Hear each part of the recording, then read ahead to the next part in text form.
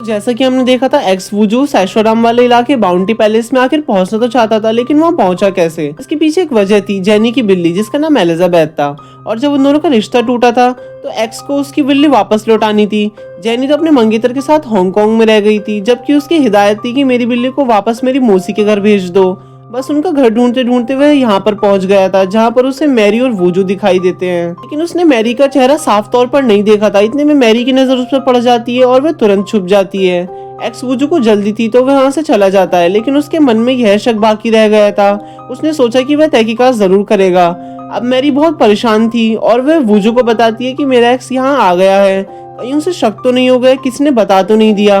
लेकिन ऐसे कौन बता सकता है? इस भेद के बारे में तो सिर्फ वूजू और मैरी ही जानते थे। यहाँ पर वूजू से समझाते हुए कहता है, तुम अगर अकलमंदी से सोचो, अगर उसे कल पता चल भी जाए तो तुम क्या फैसला लोगी? क्या तुम इस घर को छोड़ दोगी या फिर उसके साथ दोगी? वह जरूर तुमसे हिस्सा मांगेगा। मैरी कहती है, नहीं नहीं, मैं उससे कभी हाथ नहीं मिलाऊंगी, उसे इस राज का हिस्सा कभी नहीं बनाऊंगी, भले ही मैं पकड़ी ही क्यों ना जाऊं। पर वुजूद से कहता है, अगर तुम ठीक से सोचो तो जानो तुमने कितना संघर्ष किया है इस सब के पीछे। जो तुम्हारे साथ धोखा हुआ है उसमें तुम्हारी माँ की सारी जिंदगी की कमाई चली गई। तुम्हें हर हालत में इस घर को हासिल करना है, चाहे कुछ भी हो जाए, और इसे बेचकर अपनी मुस्तकबिल को बनाना है। जो तुमने खोया है तुम यहीं से पा सकती हो, भले ही इसकी खातिर तुम्हें वुजू के साथ हाथी क्यों ना मिलाना पड़े। अब हमें दिखाया जाता है कि डॉक्टर जियोंग अपने रिश्तेदार से मिलने के लिए आज बाउंटी पैलेस में आई हुई थी और यहीं पर सारे लोग कसरत का सेशन ले रहे थे। तो वहीं पर उसे सेंगयोंग भी दिखाई देता है। उसके बारे में इस एरिया में बहुत मशरूफत थी कि वह अकेला है, बहुत मेहनती है और ये बहुत अच्छी एक्सरसाइज भी करता है। इसका स्टेमिना भी जबरदस्त है और पता है, आज तक किसी भी लड़की को उसके साथ नहीं देखा गया है। उनकी सोसाइटी में सेंगयोंग को सबसे बेहतरीन और हुनरवार की नजर से देखा जाता है। इतने में वहां पर वर्कआउट करते करते एक लेडी को दिल का दौरा पड़ जाता है।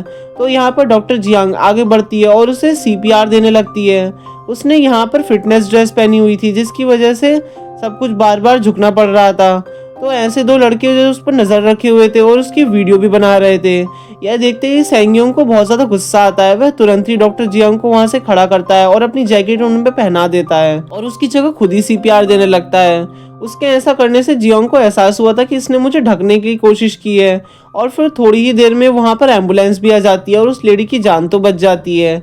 लेकिन सेंगयोंग की जैकेट इस वक्त जियांग के पास ही रह चुकी थी। वह यही जैकेट उसे लौटाना चाहती थी, जबकि सेंगयोंग नजर नहीं आ रहा था, क्योंकि उसने उन्हीं दोनों लड़कों को पकड़ लिया था और वह उनकी अच्छी खासी पिटाई करता है और फिर उनके फोन का पासवर्ड हासिल करके उन फोटोज को डिलीट भी कर देता है और उन्हें चेतावनी देता है, अगर फिर से कभी तुमने कोई ऐसी हरकत करने की कोशिश की तो मेरी नजर तुम पर होगी। मैरी गई हुई थी सुंगडोंग कंपनी में। यहाँ पर उसे एक नई पैकेजिंग का डिजाइन दिया था उनके वीवीआईपी कस्टमर्स के लिए। यहाँ पर वह उन्हें कुछ बेकरी के आइटम्स पैक करने थे और साथ ही साथ थैंक यू के एक कार्ड भी भेजने थे। इसी के साथ थैंक यू कार्ड पर उन्होंने एक मशहूर मोंग की कैलीग्राफी प्रिंट कराई हुई थी। अपने ऑफिस से काम खत्म करने के बाद वह जैसे ही वापस जा रही थी तो सामने एक्स वुजू खड़ा हुआ था, जो उसे देखकर हाय बोलने लगता है और फिर ऑफिस में ही आकर खड़ा हो जाता है। यहाँ पर उसे पुरानी बातें याद कराने लगता है। कहता है कि जब तुम इस ऑफिस की ओपनिंग की थी तो हमने यहाँ का सबको खाना खिलाया था और जब सारे लोग चले गए थे तो हमने यहाँ पर किस भी किया था। वो यह बातें उसे याद करा रहा था और मैरी को वह बहुत बुरा लग रहा था। वह सिर्फ इसलिए यहाँ पर रुकी हुई थी क्योंकि वुजू ने उसे कहा था, अपने एक्स को अगर सामने देखो तो कोशिश करना यह जानने की क्या उसे तुम्हारे घर के बारे में कुछ मालूम है या कि नहीं। इतने में वह पूछता है, क्या तुम कभी बाउंटी पैलेस गई हो? मैं वहाँ पर तुम्हारे जैसी एक लड़की देखी थी, बल्कि मुझे लगता है कि तुम ही थी। वह बोलती है कि मैं वहाँ कैसे जा सकती हूँ, वह तो महंगा एरिया है और वैसे भी मैं तो पूरा संडे ओवरटाइम किया था। इसके बाद एक्स वुजू उससे दोबारा एक होने की बात करता है, लेकिन मैरी उससे साफ इनकार कर देती है और कहती है, हमारे बीच में सब कुछ खत्म हो चुका है। मैं एक ऐसे इंसान के साथ जिंदगी गुजारना चाहती हूँ जो मुश्किल समय में मेरे साथ खड़ा हुआ हो। पहले अगला दिन आता है और मैरी की बनाई हुई पैकेजिंग में वीआईपीज के लिए गिफ्ट भेजी जा रही थी, लेकिन जैसे ही डिलीवरी का ट्रक निकलता है तो वहाँ पर एक घोटाला हो जाता है। वही मोंग जिसकी कैलीग्राफी उन्होंने थैंक यू कार्ड्स पर यूज करी थी वह पकड़ा गया था। वह सिर्फ एक ड्रामेबाज था और उसने एक फ्लाइट भी रुकवाया था नशे में होकर और बहुत सारा शोर शराब और तमाशा भी किया था। अगर यही कैलीग्राफी उनके आइटम्स पर पाई गई तो उनकी कंपनी भी डूब सकती है, संकट का हिस्सा बन सकती है। इसलिए उन्होंने तुरंत इस कार्ड्स को अपने गिफ्ट को डिलीवर होने से रोकना था। अब वूजू और उसकी टीम इस काम पर लग जाती है और मैरी भी इस काम में उनका शामिल हो चुकी थी क्योंकि उनका जॉइंट प्रोजेक्ट था। उधर हम आंटी को देखते हैं और योंगसू को भी। आंटी और योंगसू हमेशा आपस में कोई ना कोई योजना बनाते रहते थे। आंटी जुबान की तो बहुत कड़वी थी लेकिन वह अंकल की तरह नहीं थी, और यहाँ हमें एक बात पता चलती है कि वह अंकल से बहुत ज्यादा प्यार करती थी। आज भी योंगसू उनसे एक बात पे चढ़ाने लगता है और कहता है कि अगर मुझे और मेरे डैड को आपने डूबते हुए देखेंगी तो यकीनन आप अपने हस्बैंड को ही बचाएंगी, अपने बेटे को नहीं। वेल, अब किम वूजू की टीम किसी न किसी तरीके से मुश्किल को संभाल ही लेती है। अब एक पार्सल को खोलते खोलते वूजू को एक कुत्ता देख लेता है जिसे लगता है कि यह कोई चोर है। उस पर हमला करने के लिए आगे दौड़ता है लेकिन मैरी उसे बीच में ही संभाल लेती है एक स्नैक्स का लालच देकर, और उसे देखकर यह लग रहा था कि जैसे वह जानवरों को अच्छे से हैंडल करना जानती है। और इसी बात पर वूजू उसका बहुत ज्यादा शुक्रिया करता है और उसका बैग भी उठाने की पेशकश करता है जो कि काफी भारी लग रहा था।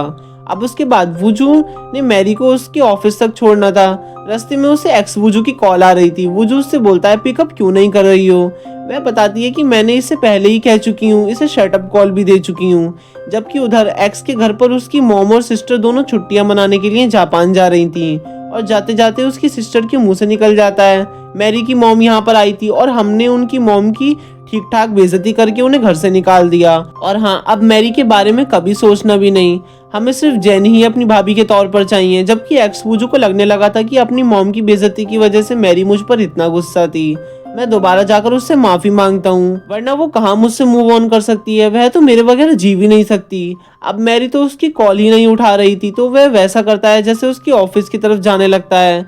वहीं पर उसके ऑफिस में वूजू और मैरी दोनों इकट्ठा बैठे हुए थे। यहाँ पर मैरी वूजू का आभार व्यक्त करती है और कहती है कि मैं शांत दिमाग से सोचा है, तुम्हारी बात बिल्कुल ठीक है, जिस चीज को मैंने इतनी मेहनत से हासिल किया है उसे मैं इतनी आसानी से गिव अप नहीं करने दूंगी। उसे थैंक यू भी बोलती है, तुमने हमेशा हर पल मेरी सोच से बढ़कर मेरा साथ दिया है। और बस उसी खुशी में एक दोस्ती की तरह उससे गले लग जाती है। लेकिन वूजू तो उसके लिए भावनाएं रखता था। अब इसके बाद जैसे ही छुट्टी का टाइम होता है तो वूजू मैरी को अपने साथ छोड़ने के लिए लेकर जा रहा होता है, और यहीं पर एक्स वूजू उन दोनों को इकट्ठा देख लेता है। वह हैरान था कि इतनी महंगी गाड़ी में यह लड़की किसके साथ जा रही है, तो वह उन दोनों का पीछा करने का फैसला करता है। और फिर आखिर वह उनकी गाड़ी बाउंटी पैलेस में दाखिल हो जाती है, और यहीं पर उसका सारा पुराना शक यकीन में बदल जाता है।